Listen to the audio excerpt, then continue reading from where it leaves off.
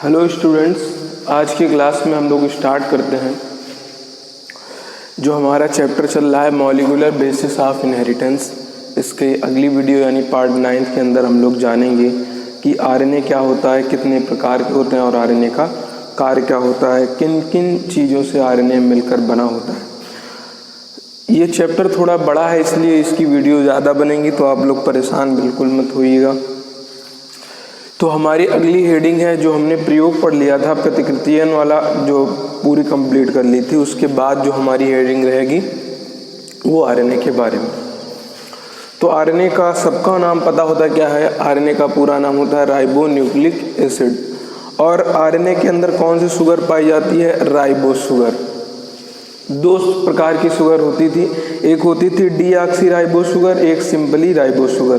तो deoxy ribo sugar पाई जाती थी डीएनए के अंदर, राइबोस सिंपल वाली पाई जाती है किसके अंदर? आरएनए के अंदर।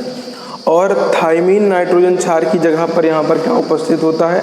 यूरेसिल उपस्थित होता है। वहाँ पर थाइमीन पाया जाता था डीएनए में, यूरेसिल नहीं होता था। और यहाँ पर जो है थाइमीन नहीं पाया जाता है, उसकी जगह पर कौन पाया जाता है? यूरेसिल पाया जाता है। फिर लिखा है जो डीएनए पॉलीन्यूक्लियोटाइड की चेन होती थी, उसके अंदर डीएनए के अंदर 2 रज्जुक होते थे, लेकिन आरएनए के अंदर हमेशा 1 रज्जुक होता है। तो आरएनए में पॉलीन्यूक्लियोटाइड की 1 श्रृंखला पाई जाती है। कितनी श्रृंखला पाई जाती है? आरएनए के अंदर केवल पॉलीन्यूक्लियोटाइड की 1 श्रृंखला पाई जाती है। लेकिन कुछ ऐसे वायरस हैं जिनके अंदर 2 जो है हमारे आरएनए की जो है 2 श्रृंखलाएं पाई जाती हैं, जैसे रियो वायरस हमारा हुआ। तो रियो वायरस एक ऐसा वायरस है जिसके अंदर आरएनए की 2 पॉलीन्यूक्लियोटाइड श्रृंखलाएं पाई जाती हैं। कहने का मतलब है हर जगह पर आरएनए एक पॉलीन्यूक्लियोटाइड चेन से मिलकर बना होगा, लेकिन रियो वायरस ऐसा वायरस है जिसके अंदर आरएनए के जो है 2 चेन पाई जाती हैं। पॉलीन्यूक्लियोटाइड श्रृंखला की संख्या जो होती है वो 2 होती है रियो वायरस के अंदर। तो 2-3 बातें यहाँ पर जानेंगे। नंबर 1 पर आरएनए का पूरा नाम राइबो न्यूक्लिक एसिड होता है। आरएनए के अंदर राइबो शुगर पाई जाती है। थाइमीन की जगह पर आरएनए में यूरेसिल उपस्थित होता है। आरएनए जो है पॉलीन्यूक्लियोटाइड की 1 श्रृंखला पाई जाती है, जबकि रियो वायरस के अंदर आरएनए की पॉलीन्यूक्लियोटाइड की श्रृंखला 2 पाई जाती हैं। अब आरएनए के प्रकार देख लें कितने होते हैं। आरएनए 2 प्रकार का होता है। एक होता है हमारा आनुवांशिक आरएनए और दूसरा होता है अनआनुवांशिक आरएनए। आनुवांशिक आरएनए का मतलब है जो एक वंश से दूसरे वंश में अनुक्रमांक के हिसाब से एक के बाद जाए, यानी आनुवांशिक का मतलब एक पीढ़ी से दूसरी पीढ़ी में जो आरएनए जाए। तो आनुवांशिक जीनोमिक आरएनए जिसे कहते हैं, ऐसा आरएनए जो एक पीढ़ी से दूसरी पीढ़ी में स्थानांतरित होता है उसे आनुवांशिक आरएनए कहते हैं। ऐसा आरएनए जो एक पीढ़ी से दूसरी पीढ़ी में स्थानांतरित होता है उसे आनुवांशिक आरएनए कहते हैं। इसी तरह जब हम आगे बात करेंगे आनुवांशिक आरएनए में कौन कौन से किसके अंदर पाए जाते हैं, तो रियो वायरस के अंदर आनुवांशिक आरएनए होता है, टीएमवी वायरस के अंदर और क्यूबी फेज वायरस के अंदर जो हमारा आरएनए होता है वो आनुवांशिक आरएनए होता है। एक पीढ़ी से आरएनए दूसरी पीढ़ी में चला जाए उसे कहते हैं जीनोमिक या आनुवांशिक आरएनए। किन में होता है? हमारा क्यूबी फेज वायरस में, टीएमवी में और रियो वायरस के अंदर जो आरएनए पाया जाता है ये आनुवांशिक रूप से होता है, ये एक पीढ़ी से दूसरी पीढ़ी में चला जाता है। ये बात हमने जानी। अब उसके बाद जो है हम लोगों को जानना है कि अनआनुवांशिक आरएनए क्या है, non genomic RNA. Non genomic RNA कितने प्रकार के होते हैं? मुख्यतः 3 प्रकार के होते हैं। जो अनआनुवांशिक यानी जो एक पीढ़ी से दूसरी पीढ़ी में ट्रांसफ़र नहीं होते हैं, एक पीढ़ी से दूसरी पीढ़ी में स्थानांतरित नहीं होते हैं, वो कितने प्रकार के आरएनए हैं? 3 प्रकार के। 3 प्रकार में नंबर 1 पर कौन है? Ribosomal RNA. क्या है? Ribosomal RNA. और राइबोसोमल को स्मॉल से दिखाते हैं आरआरएनए। आरआरएनए का मतलब क्या है? Ribosomal RNA.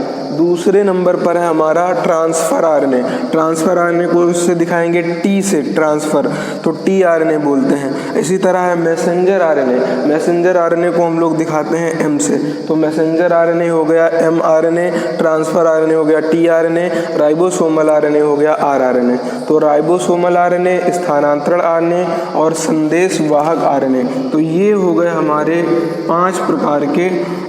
3 प्रकार के आनुवांशिक वाले, अनानुवांशिक वाले और आनुवांशिक वाले ऐसे जो एक पीढ़ी से दूसरी पीढ़ी में ट्रांसफर हो जाते हैं। अब एक एक करके हम राइबोसोमल आरएनए को पढ़ना स्टार्ट करेंगे। उसको अच्छे तरीके से पढ़ने के बाद आगे चलेंगे नए आरएनए के ऊपर। तो चलते हैं, सबसे पहले एक बार इसको रिवाइज कर लेंगे, फिर बिगाड़ कर अब जो है हम लिखने वाला मैटर बोल दिया करेंगे, आपको लिखना होगा। अब हम जो है बोर्ड पर लिखा नहीं करेंगे, कम कम चीज़ें जो है लिखा करेंगे। तो 3 प्रकार के हो गए, ribosomal, transfer, messenger.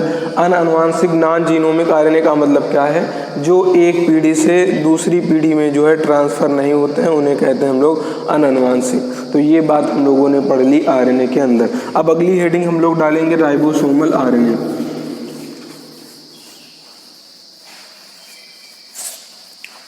Ribosomal RNA के कार्य अब हम लोग देखेंगे कि क्या क्या राइबोसोमल आरएनए कहाँ पर पाया जाता है, किन किन चीज़ों में ये मदद करता है। सबसे पहले हेडिंग पड़ गई हमारी ribosomal RNA. Ribosomal RNA number 1, इसमें ये बात जान लीजिएगा, जो कोशिका है, कोशिका के अंदर जो कुल आरएनए पाया जाता है 100% में से 80% जो आरएनए होता है वो कौन सा होता है? Ribosomal RNA. तो यह कुल आरएनए का 80% होता है। क्या लिखेंगे? यह कुल आरएनए का 80% आरएनए होता है। दूसरी बात, ये नंबर 1 बात हो गई कि कुल आरएनए का कितना होता है? 80% होता है। और आर आरएनए को जो है खोजा किसने था? कुंज नामक वैज्ञानिक ने, KUNTZ।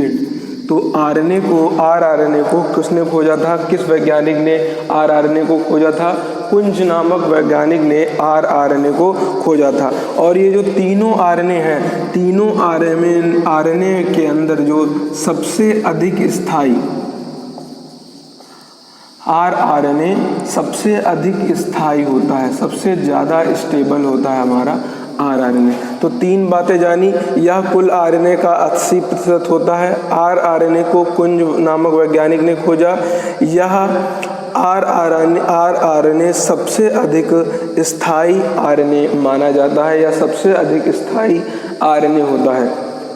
अब ये देखेंगे कि आर आरएनए कहाँ पर पाया जाता है, किन चीज़ों को बनाता है। तो ये चीज़ देख लीजिए, आर आरएनए जो है राइबोसोम का निर्माण करता है, राइबोसोम को निर्माण करता है। जबकि आर आरएनए का निर्माण जो है न्यूक्लियोलस केंद्रिका के अंदर होता है। आर आरएनए का निर्माण केंद्रिका में होगा। आर आरएनए को कौन बनाएगा? केंद्रिका। और केंद्रिका को बनाएगा आर आरएनए। आर आरएनए किसको बनाएगा? राइबोसोम को। अब ये बात जान गए 4 नंबर पर क्या, कि आर आरएनए का निर्माण केंद्रिका के द्वारा होता है, जबकि राइबोसोम का निर्माण आर आरएनए करता है। तो कुंज ने खोजा 80% भाग है, सबसे अधिक स्थायी होता है।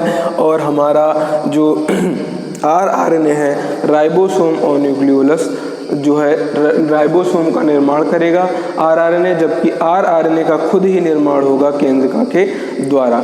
ये बात हम लोगों ने पढ़ ली।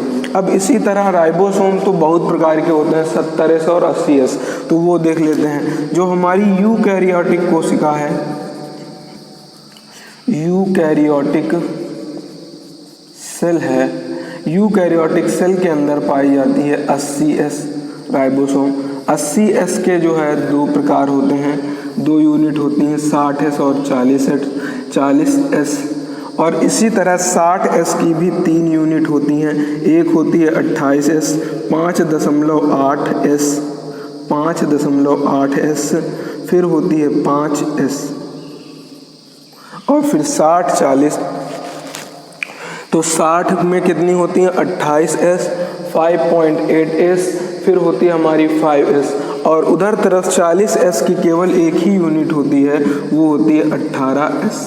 तो ये हो गई हमारी यूकैरियोटिक सेल। तो हम लोग इसके अंदर कैसे लिखेंगे, यूकैरियोटिक कोशिका के अंदर पाया जाने वाला 80s RNA की 2 इकाई होती हैं, 60s और 40s, जिसमें से 60s की 28s 5.8s 5s इकाई होती है, जबकि 40s की 18s इकाई होती है। इसके अंदर इन सभी यूनिटों का, इन सभी इकाइयों का निर्माण कौन करता है, राइबोसोम यानी rRNA करता है, और प्लस में कुछ प्रोटीन इसमें भाग लेती है। ये 5वां पॉइंट हो गया। अब छठा पॉइंट देखेंगे, ये तो हो गई 80s की बात। अब प्रोकैरियोटिक सेल्स जो होती हैं, प्रोकैरियोटिक कोशिका होती हैं, प्रोकैरियोटिक कोशिका के अंदर जो राइबोसोम होता है वो 70s प्रकार का होता है, और 70s प्रकार की आपको यूनिट पता होगी, एक होती है 50 और दूसरी होती है 30। एक होती है 50 और दूसरी होती है 30। तो 50s और 30s, और 50s की भी कितनी यूनिट होती हैं, 2 यूनिट। 30s की केवल एक होती है 16 वाली। अब इसके अंदर जो है यहाँ पर 50s में होती है 23s और एक होती है 5s। तो इन सभी चीज़ों का निर्माण कौन करता है, हमारा rRNA करता है, राइबोसोमल rRNA करता है। तो यूकैरियोटिक कोशिका में पाए जाने वाले 80s राइबोसोम जो 60s और 40s इकाइयों से मिलकर बना होता है, जिनकी 60s की 28s 5.8 5s इकाई है तथा 40s की 18s इकाई है का निर्माण करता है। छठा पॉइंट कहेंगे, प्रोकैरियोटिक कोशिका में पाए जाने वाले 70s राइबोसोम 50s तथा 30s इकाइयों से मिलकर बना होता है। 50s की सब इकाई 23s तथा 5s और 30s की इकाई 16s मानी जाती है। इन सभी चीज़ों का निर्माण करता है हमारा राइबोसोमल RNA। अब हम लोग इसके कार्य को पढ़ेंगे। क्या पढ़ेंगे भैया, इस जो हमारा rRNA है, राइबोसोमल RNA, इनके कार्यों को पढ़ेंगे।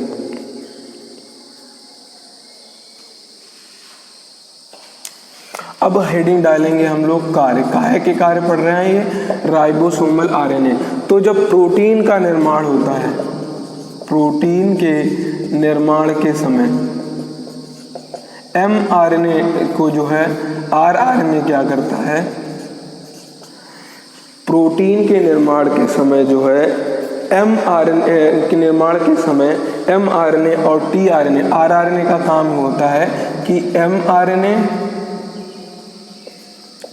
और tRNA को जोड़ने का कार्य करता है, mRNA और tRNA को जोड़ने का। तो प्रोटीन निर्माण के समय rRNA mRNA तथा tRNA को जोड़ने का कार्य करता है। तो ये बात हो गई हमारी किसकी, कार्य की। फिर जो है एक कार्य और मुख्यतः होता है।